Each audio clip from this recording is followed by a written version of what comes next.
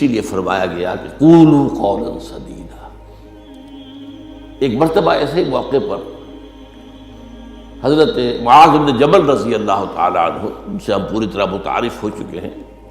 ایک بڑی طویل حدیث ان کی ہم پڑھ چکے ہیں، ان کے سامنے یہی بات آئی تو انہوں نے حیرت سے کہا کہ حضور، کیا جو کچھ ہم باتیں کرتے رہتے اس پر بھی ہمارا مواخذہ ہوگا؟ فرمایا شغلت کا امک ہے معاذ، یہ بڑے پیار بھرے انداز کی بات ہوتی ہے، اے معاذ تمہیں تمہاری ماں روئے، یہ وہاں کا محاورہ تھا جو بہت ہی اپنائیت والی بات ہوگی، اس میں ملامت کا ایک انداز۔ میں تو سمجھتا تھا کہ تم بہت دین کا فہم رکھنے والے ہو۔ اس کے بعد آپ نے فرمایا لوگوں کو جہنم میں منہ کے بل گرانے والی چیز سب سے زیادہ زبان کی کھیتیاں ہیں، حصائد السنتکم،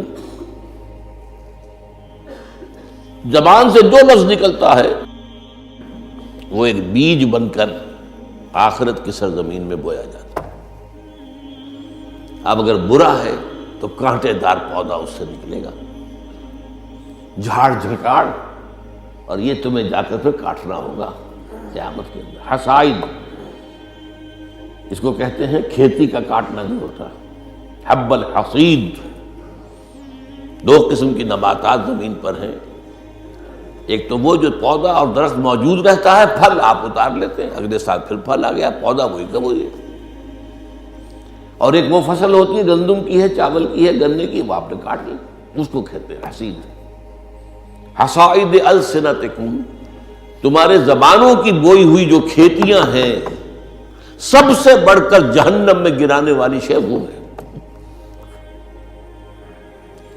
اسی میں بلکہ ایک ذرا اور حدیث بھی ہے، ذرا اس میں حیا کا پہلو مانے ہوتا ہے بیان کرنے میں، لیکن حدیث نبوی ہے، حکمت کا بہت بڑا خزانہ ہے۔ آپ نے فرمایا مسلمانوں مجھے تم دو باتوں کی ضمانت دے دو کہ تمہارے دو عضو جو بہت ہی چھوٹے چھوٹے سے، ان کا غلط استعمال نہیں ہوگا، جنت کی ضمانت میں دیتا ہوں۔ اب دیکھیے کوئی 2 من وزن ہے، 1.5 من ہے، 2 من سے بھی زائد ہے، اب اس میں 2 عضو ہیں، ایک زبان اور ایک شرمگاہ، ان 2 کی ضمانت مجھے دے دو کہ ان کا غلط استعمال نہیں ہوگا۔ باقی پورا جسم جو ہے، اس کی جو بھی حرکات و سکنات ہیں، ان کی گویا کہ میں ضمانت دیتا ہوں کہ اول تو وہ ٹھیک ہی ہو جائیں گے، وہ غلط کام کریں گے نہیں۔ جیسے کہ ابھی آیت میں ہم نے دیکھا یا ایھا الذین آمنوا اتقوا اللہ وقولوا قولا سدیدا یصلح لکم اعمالکم، یہ کلام جو ہے شرطیہ ہے، اگر تم یہ کرو گے تو اللہ تعالیٰ تمہارے سارے اعمال درست کر دے گا، وَيَغْفِرْ لَكُمْ ذُنُوبَكُمْ،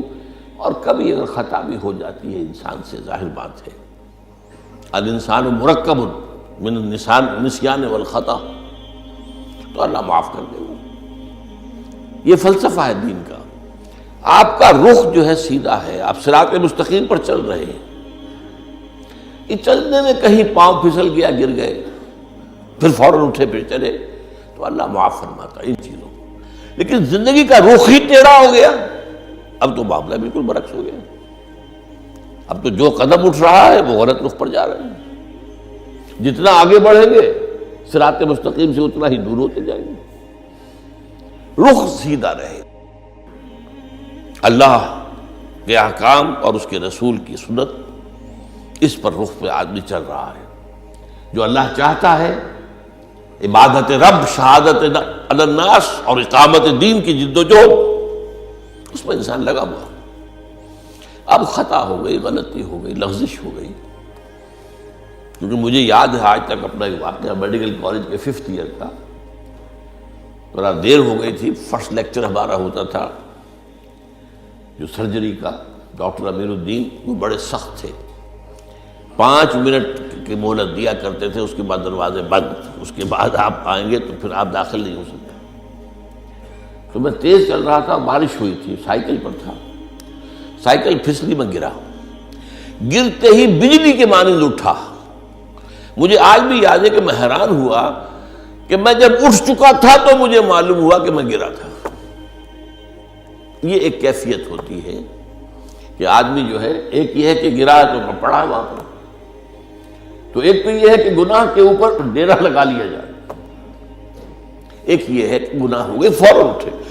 جس کو سورہ نساء میں کہا گیا ہے